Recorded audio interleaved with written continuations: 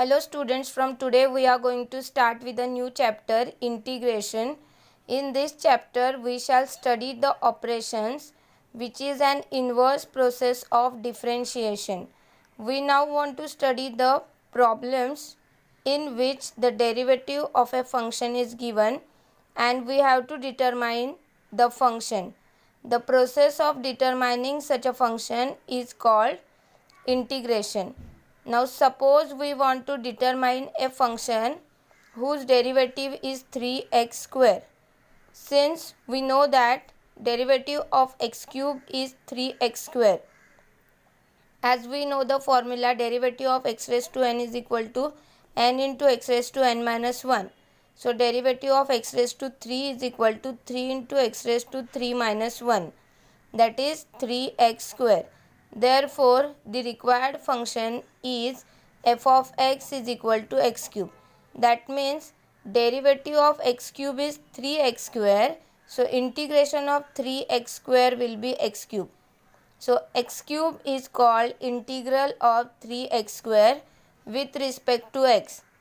And this is written as integration of 3x square dx is equal to x cube.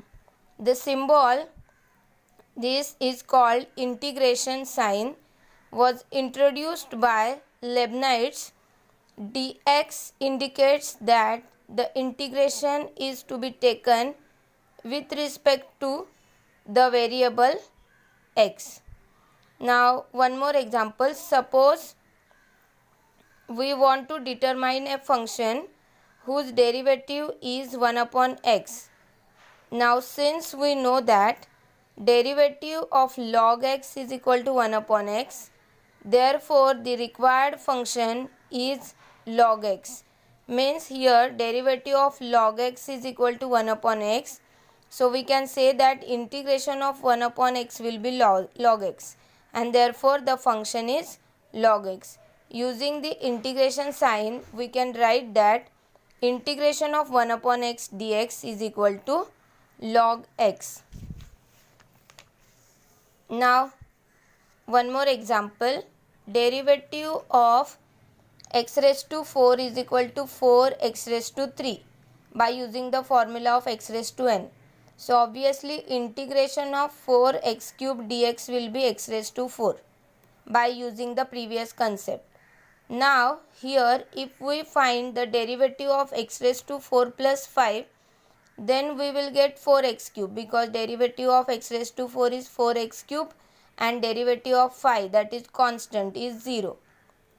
Similarly, if we find the derivative of x raised to 4 minus 8, again we will get the same answer, that is 4x cube, because derivative of x raised to 4 is 4x cube and derivative of 8 is 0.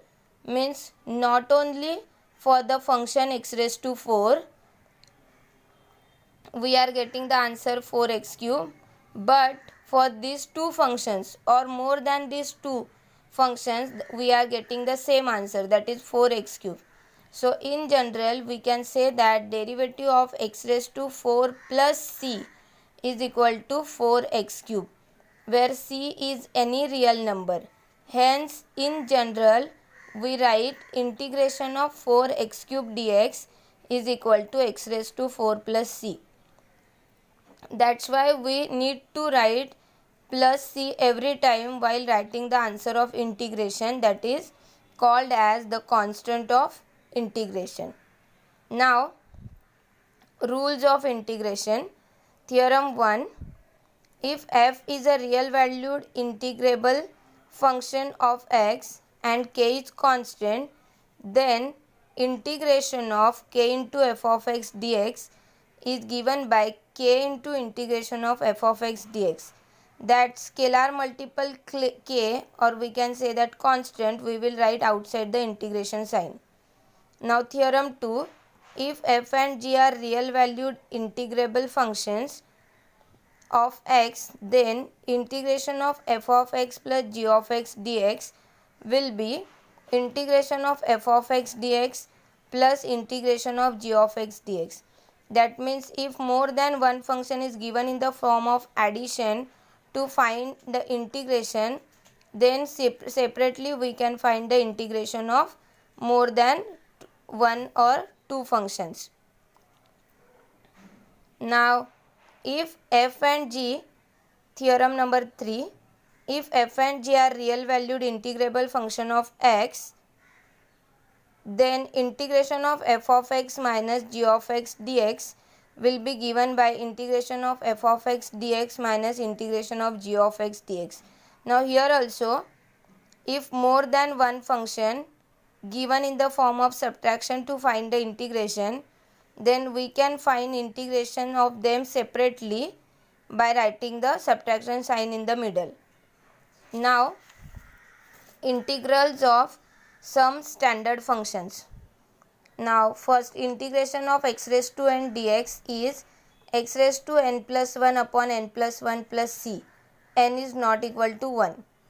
Now similarly we can write that integration of ax plus b raised to n dx, that means if the function is given in the linear format, linear equation format, then integration will be ax plus b raised to n plus 1 upon n plus 1 into the a, means whichever the coefficient of x is present in that linear function, that coefficient we will write in the denominator. In case of derivative, we write that coefficient of x in the form of multiplication. Here in integration we will write that coefficient of a or coefficient of x in the form of division, plus c where n is not equal to minus 1.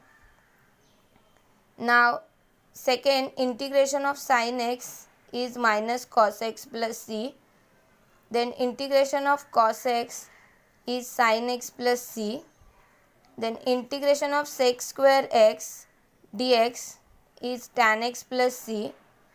Now integration of cosec square x dx is equal to minus cot x plus c. Now integration of sec x tan x dx is sec x plus c. Integration of cosec x cot x dx is minus cosec x plus c.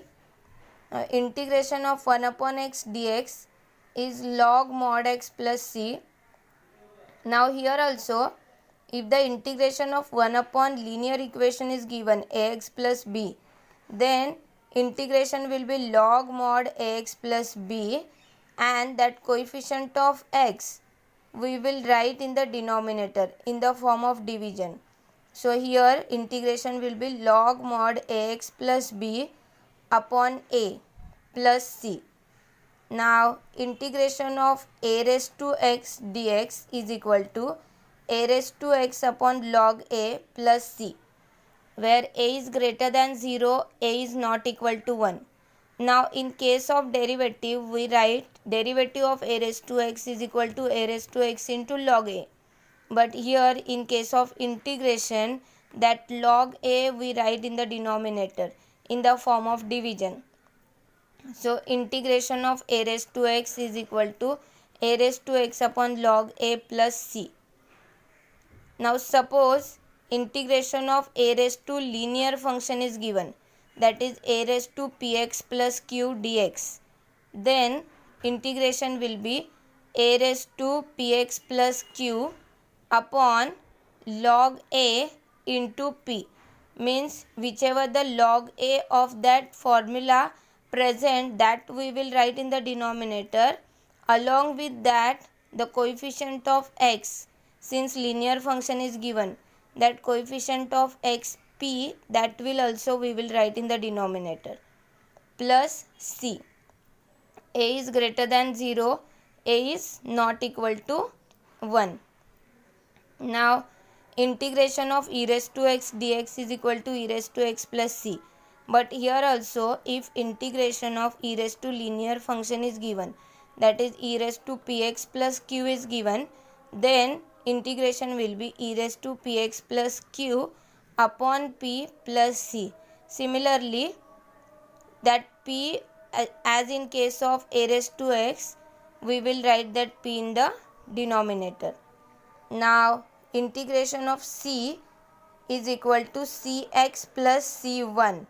that is integration of any constant is equal to constant into x. So here we can say that c is any constant and c1 is the constant of integration. From next lecture we will start with the problems based on integration. Thank you students.